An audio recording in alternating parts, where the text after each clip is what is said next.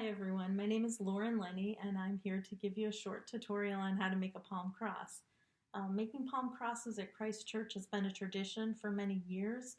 The sacristans would join at church on the Saturday before Palm Sunday to polish the brass and the silver and get the palms ready by stripping them. And then they would also make some crosses to be handed out the next day in church to the parishioners.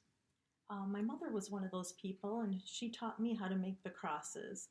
And year after year, on Palm Sunday, I would take my palm over to my mother and say, "Mom, here I am. Help me make a palm cross. Show me again." And this went on for most of my life. And well into adulthood, my mother would be there to show me how to make it. And now she's no longer with us, so I just a few years back said to myself, "Lauren, it's your turn. You need to remember this and teach others." So I did commit it to memory, and so now I'm able to teach you today without having the internet open right by my side. So you'll first take your palm, and you'll need to cut off there's the base of the palm that's kind of got a woody end to it, and then there's the long skinny point. You'll want to cut both of those off, and then to sort of shorten it, and also just to get a good width on your palm, the right width. But it's still kind of wide, so you'll need to, with your fingernail, just kind of break it a little bit, and then let's strip the palm to make it a little narrower. You can turn it, and if you need to, you'll want it maybe about 3/8 of an inch wide, or maybe 1/4 of an inch wide. It's not really set in stone, but you don't want it too wide either. So once you have it about the width that you need, and I'll pull that off a little bit too, then you're ready to make your cross. So actually this is quite long. It's probably a couple feet. I think 2 feet might be a little too long, so I'm going to cut off a couple inches. So it's I think this is a little less than 2 feet. So hold it vertically, and we're going to make an L shape, a fixed L shape that is the first part of the palm. And in order to do that, we need to do 5 folds. The first part is 3 folds with the bottom portion of the palm. So fold it about in the middle, so that's the first fold, and make an L shape. So it's sort of a fold on an angle, and then you have your L shape. That leg of the L will be folded 2 more times, so you'll come around to the back, and then that one is going to be folded 1 more time for your third fold back across to the front to get it back into an L shape. So you have your L shape, but it's not held in place yet. So we're going to do 2 more folds with this vertical leg of the L. This lower leg is loose. So the way I remember it is I say I'm going to fold this down to hold this leg in place so it's no longer loose.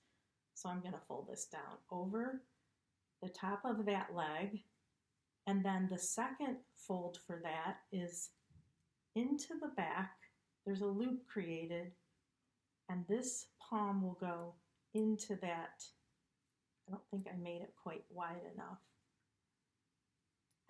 Okay, got it. Pull it through, and then you have the fixed L. And then the next part of the palm cross making is actually the easiest part.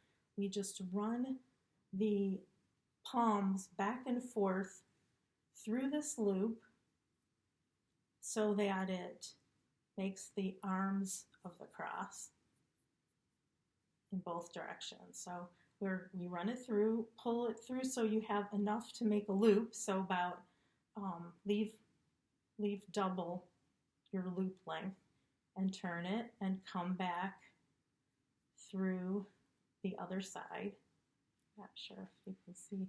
And then turn it around, and you have the other loop on the back, and this leg of the cross will go into that loop and back through the other way,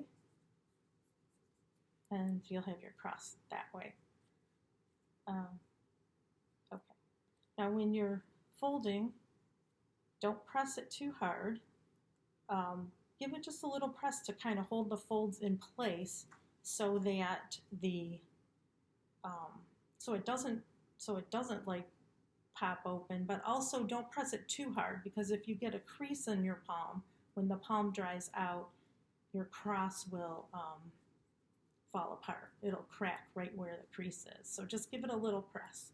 So there's a palm. I'm going to do it one more time with another piece of palm. So you're holding it vertically, and we're going to do 3 folds with the lower portion of the palm. So the first fold goes up and over to make the L, and then that same one, you'll fold it back. Your L's going the other way, and then back across. So you're back into your L shape, but you're still holding it with your hand and you're not pressing it too hard. And in order to lock it in place, the vertical leg is going to do 2 folds. One's going to go down over the front to hold that loose one in place, and then you turn it around and go into the loop in the back. Oops. Put my glasses on so I can see what I'm doing.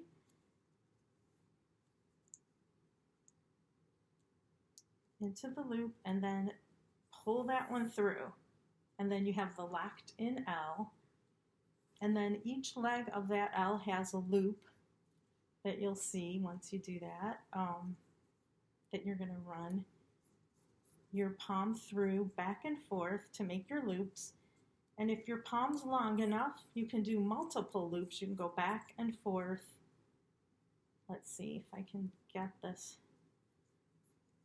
back and forth enough to make several loops. It's a little short. I might only get one more. And then turn it around for the other leg of the cross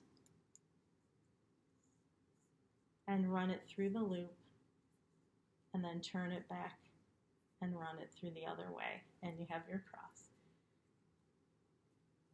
There, and you're done. And then you can take these and you can put them on your nightstand or your coffee table or your windowsill, and just like you would with any other cross, keep it by your side so you know that Jesus is with you when you see it. And then if you want, you can take pictures of the crosses that you made and send them in, and we can send them out in the newsletter to show everyone. And on Shrove Tuesday of next year, bring them back into church, and they can burn those crosses and use the ashes for Ash Wednesday the next day. So that's it. I hope that helped. I don't know if I got close enough for you to see it. I hope I did. If not, give me a call and I can help you. I can talk you through it probably. So thanks.